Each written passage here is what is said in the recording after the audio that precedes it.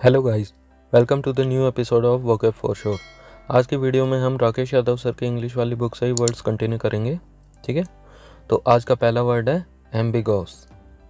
अब एम्बिगॉस में एम्बी आप सभी जानते हैं कि एक रूट वर्ड है और एम्बी का मतलब होता है दो या दोनों। दूसरा वर्ड है गॉस, इसे हम गैस की तरह लेके चलेंगे। इसे हम क्या पढ़ेंगे? गॉस को गैस। तो एम्बिगॉस मतलब दो गैसें या दोनों गैस।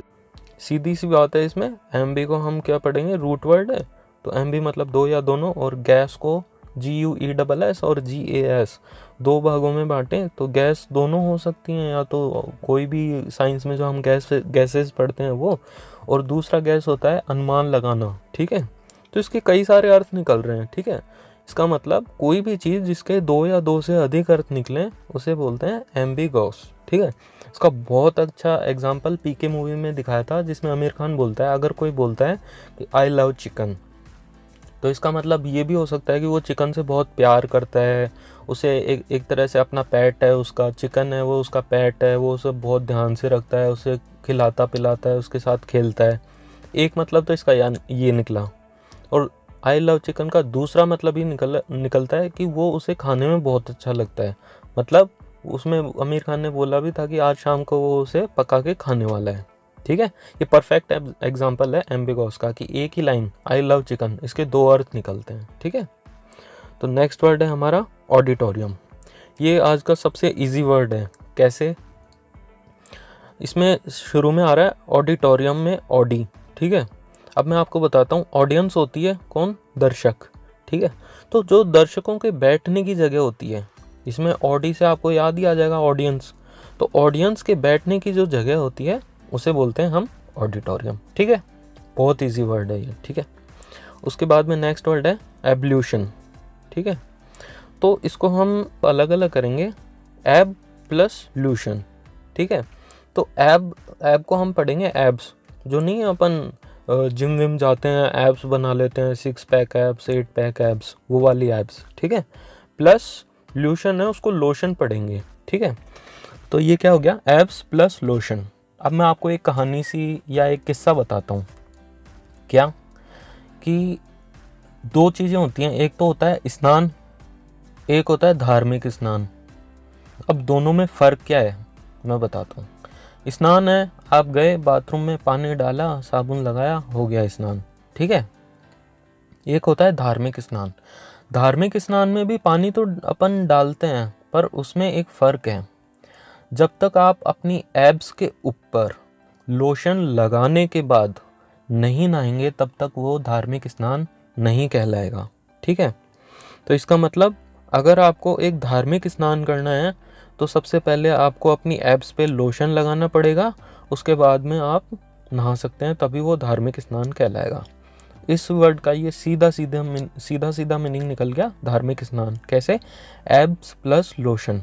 एब्स पे लोशन लगाने के बाद में जो स्नान होगा वही धार्मिक स्नान कहलाएगा। ठीक है, तो आपको झट से याद आ जाएगा, आप जब भी देखेंगे एब्ल्यूशन, एब्स पे लोशन लगा के ही क्या होता है? धार्मिक स्नान होता है। तो एब्ल्यूशन मतलब धार्मिक स्नान।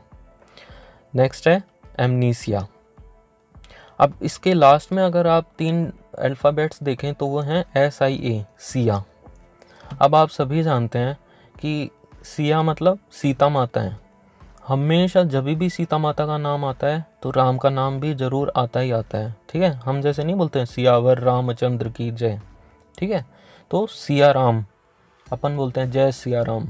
हमेशा सीता माता के साथ में राम भगवान का नाम आता ही आता है। ठीक है, मगर आप यहाँ पे देखें सिया का नाम अकेला मतलब सिर्फ सिया ही लिख रखा है। ऐसा क्या हुआ होगा? मतलब एक ही चीज़ हो सकती है कि कोई भूल गया होगा। ठीक है, यहाँ पे क्या आना चाहिए था? राम भी आना चाहिए था, मगर सिया है सिर्फ। तो इसका मतलब जो राइटर है या कोई भी है वो भूल गया नाम लिखना, राम का नाम लिखना भूल गया। पूरा नाम होना चाहिए था सिया राम। ठीक है, बस यही इसका जो मेमोरी ट्रिक है वो यही थी। इस वर्ड का एग्जैक्ट मीनिंग है लॉस ऑफ मेमोरी या फिर याददाश्त खोना। ठीक है, तो एमनीसिया आप जैसे ही देखेंगे सिया का नाम अकेला है, यहाँ राम का भी होना चाहिए था, राम का नाम क्यों नहीं लिखा? क्योंकि वो भूल गया। इसका मतलब लॉस ऑफ मेमोरी या फिर याददाश्त खोना। ठीक है, एमनीसिया का सीधा सीधा मतलब। नेक्स्ट वर्ड है असाइलम। असाइलम में आपको एक वर्ड दिख रहा होगा साईं, है ना, और आप सब जानते हैं साईं एक भगवान है, साईं भगवान, ठीक है। अब साईं के दरबार में कोई भी जाता है तो उस सभी को जाने की इजाज़त है, ठीक है, कोई भी रोक टोक नहीं है, कोई भी जा सकता है। कई गरीब लोग जाते भी हैं उनके दरबार में, रहने लग जाते हैं, किसी का कोई घर बार नहीं होता, कुछ नहीं होता, तो कुछ लोग वहाँ रहने भी लग जाते हैं असाइलम में। साईं का घर है वो, ठीक है। तो इसका मतलब क्या हो गया, वहाँ पे कुछ लोग रह भी सकते हैं, मतलब शरण ले सकते हैं वहाँ पे, ठीक है। तो इसका एग्जैक्ट मीनिंग यही होता है कि कुछ लोग जो किसी जगह पे शरण ले लेते हैं, जिस जगह पे, उसको बोलते हैं असाइलम, ठीक है। और इस वर्ड के दो मीनिंग निकलते हैं। एक तो मैंने बताया असाइलम में क्या, साईं के दरबार में कोई भी आ जा सकता है या रह सकता है, मतलब शरण लेना, तो जिस जगह पे शरण लेना वो असाइलम। दूसरा मीनिंग निकलता है इसका कि असाइलम जैसे साईं का दरबार है, ठीक है, उसमें आपको पता है साईं के दरबार में सारे दुख दर्द दूर हो जाते हैं। तो दुख और दर्द कहाँ पे दूर होता है, हॉस्पिटल में, ठीक है। तो असाइलम दो तरीके से बोलते हैं। असाइलम का एक मीनिंग तो होता है हॉस्पिटल, और दूसरा मीनिंग होता है शरणालय, ठीक है, जहाँ पे शरणार्थी शरण लेते हैं, ठीक है। तो साईं इसमें असाइलम में साईं देख के आपको झट से याद आ जाएगा। इसके दो वर्ड हैं, एक तो जैसे साईं के दरबार में दुख दर्द दूर हो जाते हैं, तो दर्द कहाँ दूर होता है, हॉस्पिटल में, तो असाइलम का मतलब हॉस्पिटल। और साईं के दरबार में कोई भी आ जा सकता है और रह सकता है, इसका मतलब वहाँ पे शरण ले सकता है, तो शरणालय, ठीक है।